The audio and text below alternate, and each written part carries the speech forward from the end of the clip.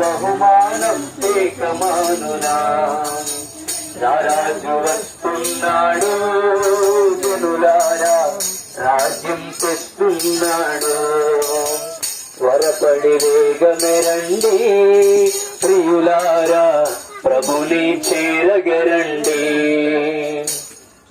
పాపము చేయొద్దురో మహాశాపమయ్యేను ఆ పాప ఫలితము ఈ రోగ రుగ్మతలు పాపము చేయొద్దురో మహాశాపమయ్యేను ఆ పాప ఫలితము ఈ రోగ రుగ్మతలు యేసయ్య గాయాలు రక్షణకు మార్గము యేసయ్య గాయాలు రక్షణకు మార్గము యేసయ్య గాయాలు స్వస్థతకు కారణం యేసయ్య గాయాలు స్వస్థతకు కారణం అందుకే నమ్ముకో యేసయ్యను అందుకోని పాప పరిహారము అందుకే నమ్ముకో యేసయ్యను పొందుకోని పాప పరిహారము వస్తానన్న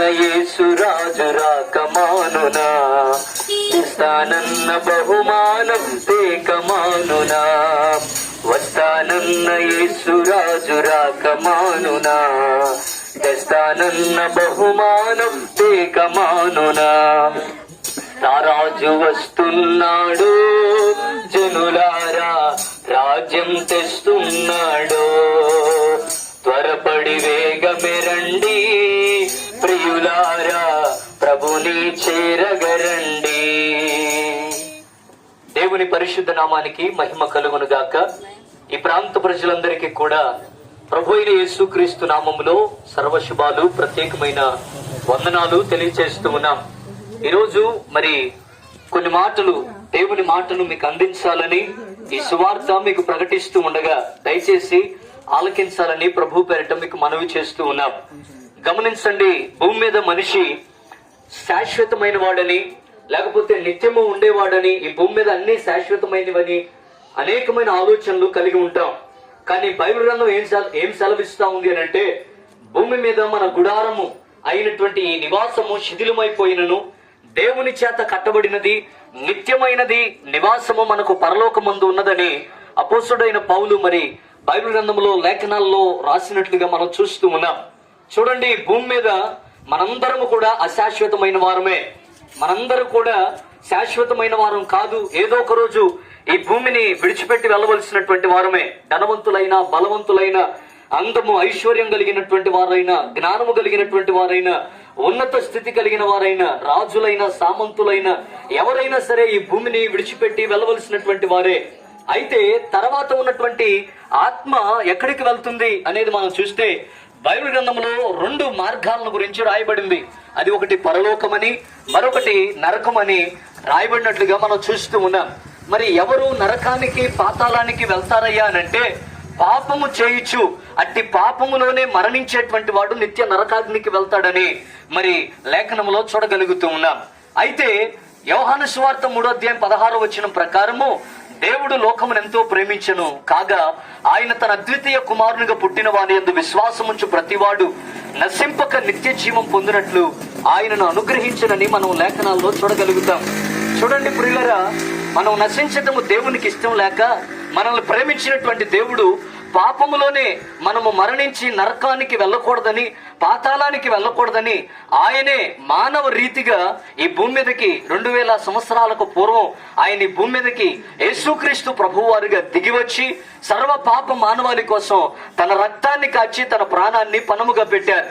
కనుక ఎవరైతే యేసుక్రీస్తు యందు విశ్వాసం ఉంచుతారో, ఎవరైతే యేసుక్రీస్తు యందు నమ్మిక ఉంచుతారో, బైబిల్ గ్రంథంలో రాయబడింది ఆయనే మార్గమని, అదిగో ఆ పరలోక రాజ్యానికి ఆయనే ద్వారమని సెలవిస్తూ ఉంది. కనుక ఎవరు పరలోక రాజ్యానికి ప్రవేశిస్తారంటే యేసుక్రీస్తు యందు ఎవరైతే నమ్మకం ఉంచుతారో, యేసుక్రీస్తు యందు ఎవరైతే విశ్వాసం ఉంచుతారో వారు ఆ పరలోక రాజ్యాన్ని పొందుకోగలుగుతారు. కనుక దయచేసి గమనించండి, నువ్వు ఏ కులమైనా ఏ మతమైనా దేవుని రాజ్యము చేరటానికై యేసుక్రీస్తు ప్రభువాన్ని సొంత రక్షకునిగా అంగీకరించవలసినటువంటి అవసరం ఎంతైనా ఉంది. గమనించండి, యేసుక్రీస్తు ప్రభువారు నీ జీవితాన్ని మార్చటానికి, నీ బ్రతుకును మార్చటానికి, నిన్ను పరలోక రాజ్యానికి చేర్చటానికి వచ్చిన దేవుడని నువ్వు జ్ఞాపకం చేసుకొని, ఆయనే ద్వారము, ఆయనే మార్గము, ఆయన ద్వారానే మనకు నిత్యత్వం ఉన్నదని తెలుసుకొని నీ సమస్త పాపాన్ని విడిచిపెట్టి ఇదిగో యేసుక్రీస్తుని నీ జీవితంలో రక్షకునిగా అంగీకరించగలిగితే ఆ నిత్య రాజ్యాన్ని, పరలోక రాజ్యాన్ని సంపాదించుకుంటావు. కనుక యేసుక్రీస్తుని విశ్వసించి ఆయనను అంగీకరించు, దైవికమైనటువంటి రాజ్యాన్ని నువ్వు సంపాదించుకుంటావు. యేసుక్రీస్తుని నమ్మండి, నిత్య జీవాన్ని పొందుకోండి. దేవుడి మాటలు దీవించును. గట్టిలాంటిది జీవితం వాడిపోతుంది, ఏ దినమైనా ఏ క్షణమైనా రాలిపోతుంది నేస్తమా, వాడిపోతుంది నేస్తమా, రాలిపోతుంది నేస్తమా, వాడిపోతుంది నేస్తమా.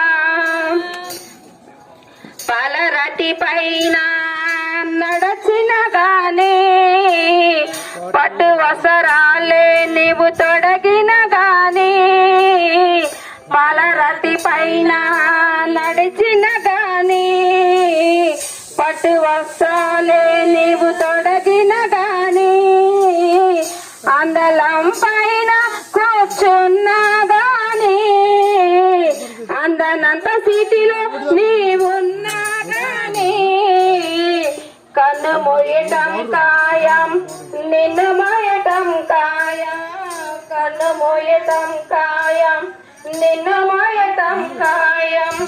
కళ్ళు తెరుచుకోనేస్తమా, కలుసుకోయే సుమిత్రమా, పూలాంటిది జీవితం రాలిపోతుంది, గడ్డిలాంటిది జీవితం వాడిపోతుంది.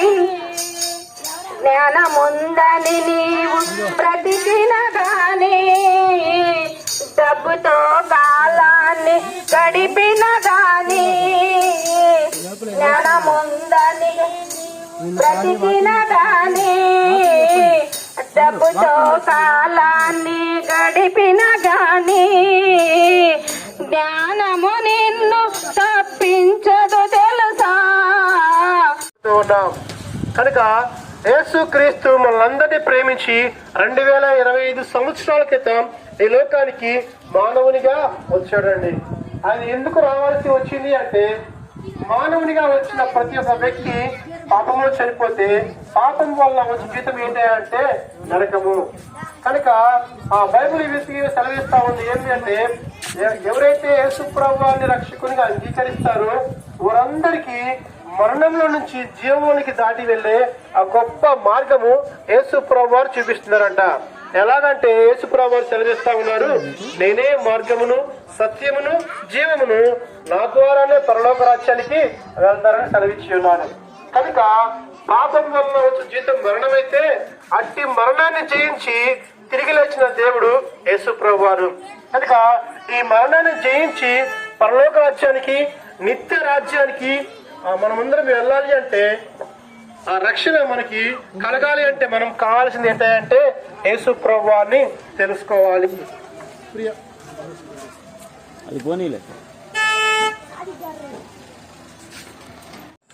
ప్రభు అయిన యేసుక్రీస్తు నామములో మీ అందరికీ శుభాలు తెలియజేస్తూ ఉన్నాను. యేసు అనగా రక్షకుడు, క్రీస్తు అనగా అభిషేక్తుడు.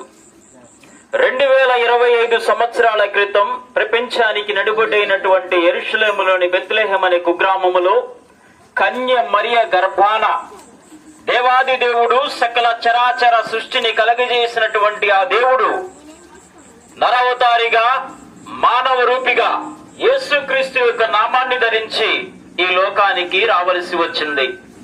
ఎందుకు యేసుక్రీస్తు ప్రభువారు లేదా ఈ సృష్టికర్త అయిన దేవుడు మానవుడిగా ఈ లోకానికి రావాల్సి వచ్చిందంటే దేవుని బిడ్డలారా, మానవుని ముందు 2 మార్గాలు ఉంచబడి ఉన్నాయి. ఒకటి పరలోకము, 2 నరకము. నరకము అత్యంత బాధాకరమైనటువంటి ప్రదేశం. అది ఆ బాధను వర్ణించలేము. ఒకటి పరలోకము, 2 నరకము. నరకము బాధాకరమైనటువంటి ప్రదేశము. మానవుడు ఈ భూమి మీద చనిపోయిన తర్వాత నా జీవితము నా ఇష్టమని సృష్టికర్త అయిన దేవుణ్ణి వ్యతిరేకించి బ్రతికినట్లయితే డైరెక్ట్ టికెట్ నరకానికే. ఆ నరకములో మరణము రమ్మన్నా రాదు. నిజము ప్రియమైనటువంటి దేవుని బిడ్డలారా, అది వర్ణించరాని వేదనతో కూడినటువంటి ప్రదేశము. యుగ యుగాలు మన శరీరము కాలుతూనే ఉంటుంది కానీ మరణము రమ్మన్నా రాదు. అది నరకము. పరలోకము ఇది సృష్టికర్తతో దేవాది దేవునితో నిత్యత్వములో సహవాసం చేసేటువంటి ప్రదేశము.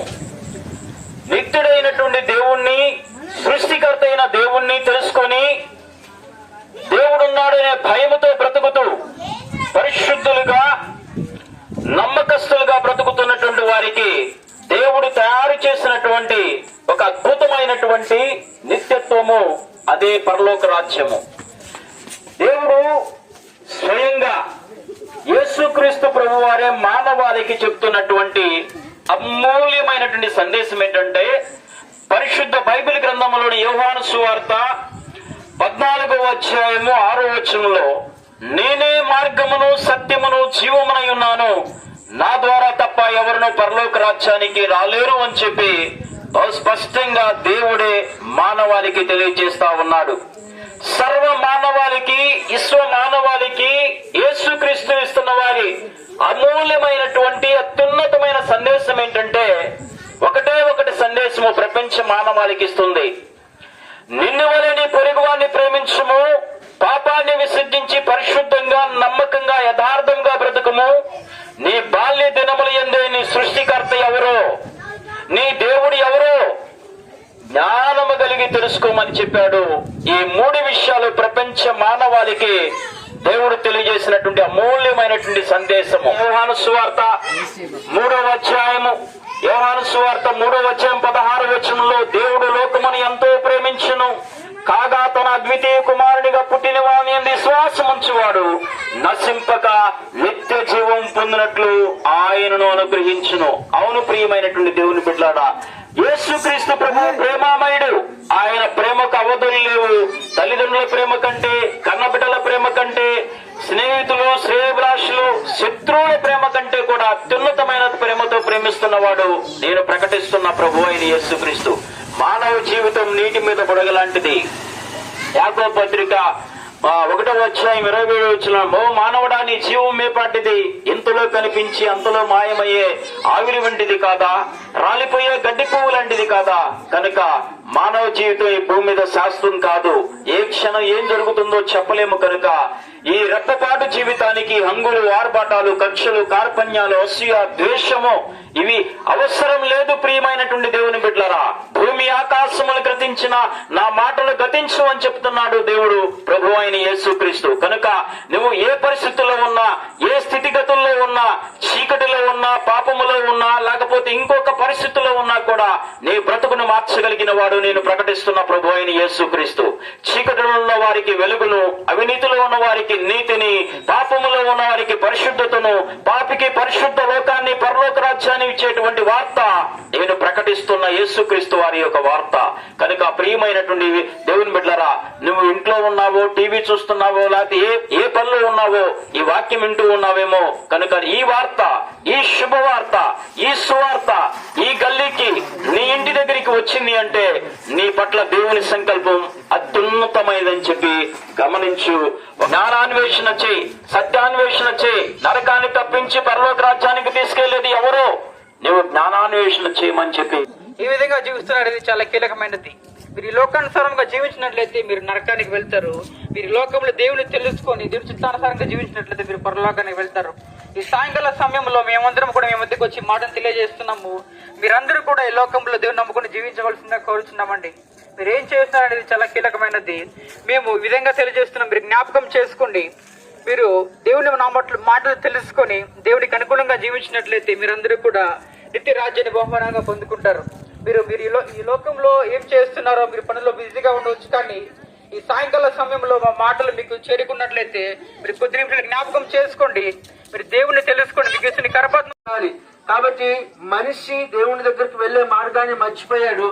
ఆ మర్చిపోయినటువంటి మనిషికి యేసుక్రీస్తు ప్రభువారు గుర్తు చేస్తూ ఉన్నాడు, నేనే మార్గము, నేనే సత్యము, నేనే జీవము, నా ద్వారానే తండ్రి దగ్గరికి రావాలి అని యేసుక్రీస్తు ప్రభువారు చెప్తా ఉన్నారు.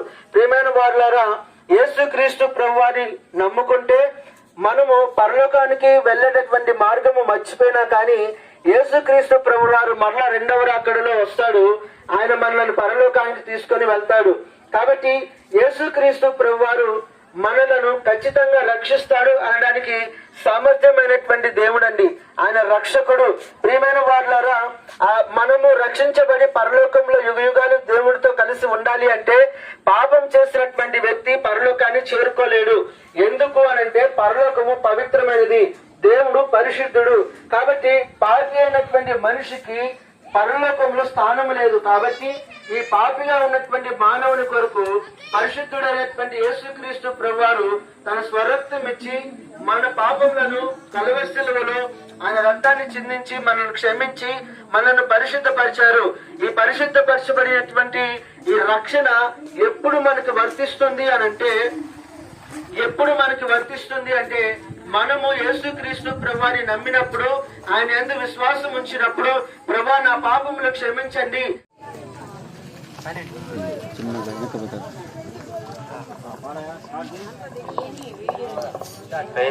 హల్లెలూయా. ఆశల వలయంలో లోక బాటలో చిక్కినవు మనిషి, నీ గతి ఏమౌనో. ఆశల వలయంలో లోక బాటలో చిక్కినవు మనిషి, నీ గతి ఏమౌనో. ఏ క్షణము నీది కాదు, ఈ సమయం నీతో రాదు. ఏ క్షణము నీది కాదు, ఈ సమయం నీతో రాదు. యేసు నిన్ను పిలచుచున్నాడు తన యొద్దకు రమ్మని. యేసు నిన్ను పిలచుచున్నాడు, యేసు నిన్ను పిలచుచున్నాడు తన యొద్దకు రమ్మని. యేసు నిన్ను పిలచుచున్నాడు. ఆశల వలయంలో లోక బాటలో చిక్కినవు మనిషి, నీ గతి ఏమౌనో.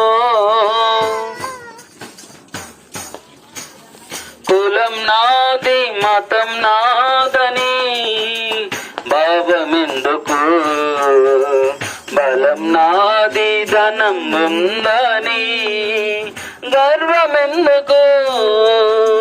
కులం నాది మతం నాదని భావమెందుకు, బలం నాది ధనం ఉందని గర్వమెందుకు. ప్రాణం ఉన్నాని దేహము రేపు మట్టి బొమ్మరా.